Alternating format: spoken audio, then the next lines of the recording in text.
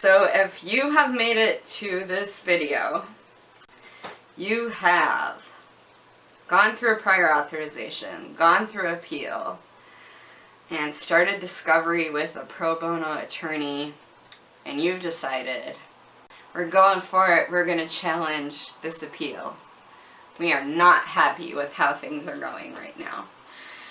So how do you challenge an appeal? Well, it sucks, but it's not as bad as it sounds. What you need to do, though, is that you need to act very, very quickly.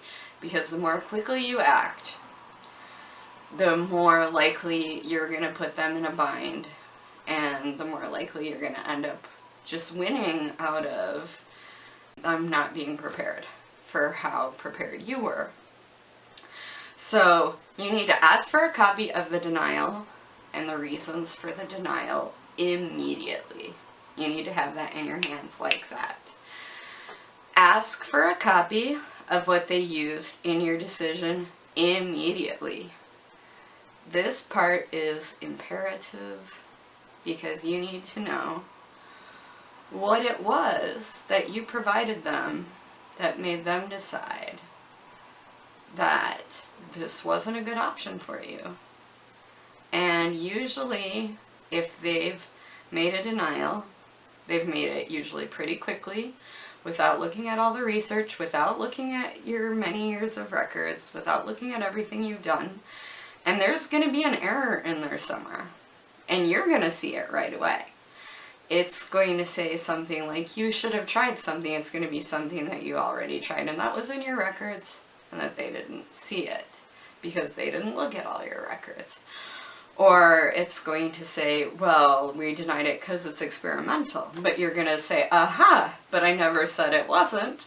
I was asking for an exception to coverage. Or you're going to see something like, there's no evidence that this helps. And you're going to say, well, I provided you with this much research and I tried a trial of it and it shows that it helps me. And then the best argument, actually, counter-argument is this, is, usually when there's a denial, the insurance company has to propose that I do something else. So what are they proposing that I do instead? And usually at that point is where they really get stuck, is that if they are just denying it out of hand and they don't have something else that you haven't already tried, they really don't have a good excuse for denying it. So what you're going to want to do is you're going to want to appeal internally and externally immediately. And now you can choose what order and everything to do it, but I personally think it's nice to launch an internal appeal very quickly and then an external appeal like really within about 24 hours. Or even on the same day.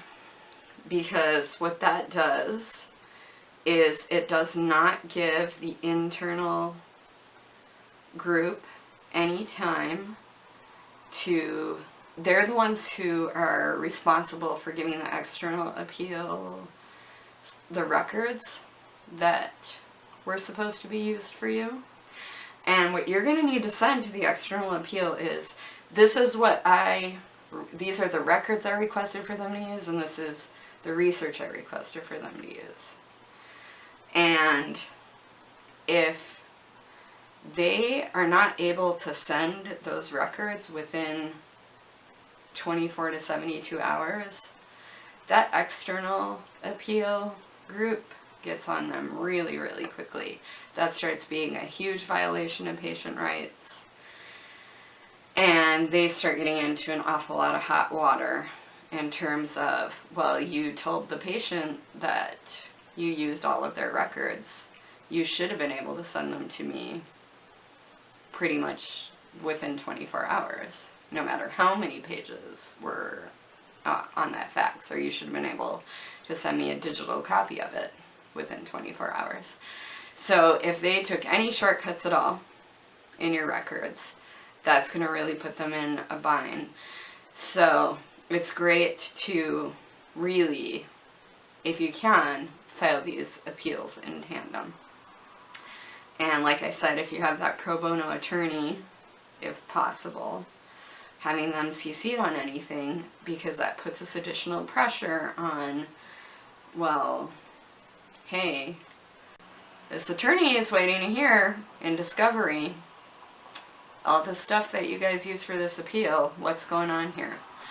And it has to hold them accountable, and any corners that they cut, it will not look favorably for them. So go over the paperwork carefully, look for holes. The more there are, the stronger your appeal will be, and the more likely that eventually they're just going to overturn it, because it's just going to be too much of a headache and a hassle for them to explain why they cut so many corners.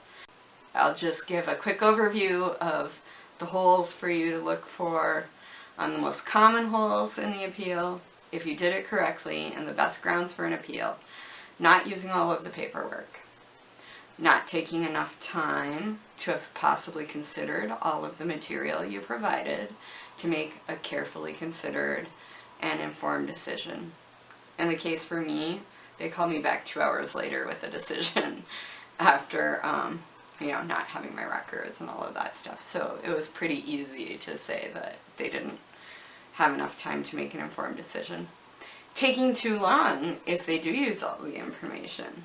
So that's another thing. That means they didn't have an expert on the panel, of course. But they really are not allowed to take more than, I think, 72 hours in a lot of appeals. Sometimes they can take up to 2 weeks. But either way, if they take too long, not having an adequate person or panel for your condition and or your procedure to make the decision. So you should have access to what the people's expertise are. They will very easily and gladly withhold the names and the credentials of the people, but they have to tell you how they are qualified with regard to your case. And so that's really something that they have to be able to prove, and the onus is on them.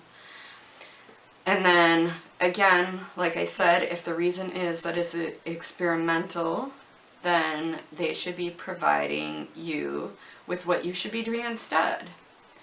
And if any of the things on that list are things you have already done, then you have an argument against that. If any of the things on that list are not covered under the formulary, you have an argument against that, because you can say, well, how can you say I should be doing this when you consider this experimental and you don't cover this either? For example, I one time had groups say that I couldn't have prolotherapy, but I should have been trying dry needling, but they didn't cover dry needling as a procedure, so it wasn't something that was an option for me to try. So that's just the type of thing that you can look for, is they really need to be things that are not they can't swap out one experimental thing for another experimental thing. You need to, again, like I said, highlight that your appeal was an exception to coverage, that it's medically necessary, and you have to talk about the other options that you've tried, or the lack of options that there are for your condition. And this is, again, going back to the other videos where you should have already done and failed everything. And if you have done this, then, and like I said, have done the surgical consult, and surgery is the last option, this is where there is going to be that piece that I like to call leverage. It's still coming. There's going to be a whole video on leverage. We will talk about this. I promise. It's coming. If you are not eligible for surgery due to a medical condition, then leverage can be created through other types of medical care. And we'll talk about that as well. But what you want to think about besides surgery, there's other types of medical care besides surgery that are significant for us in managing our pain and managing our conditions.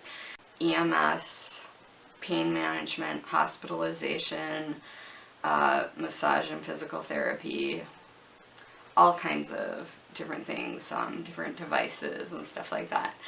And so if those things are necessary, they need to be utilized. We really need to start making our medical care system work for us, and I'll talk about that in a moment.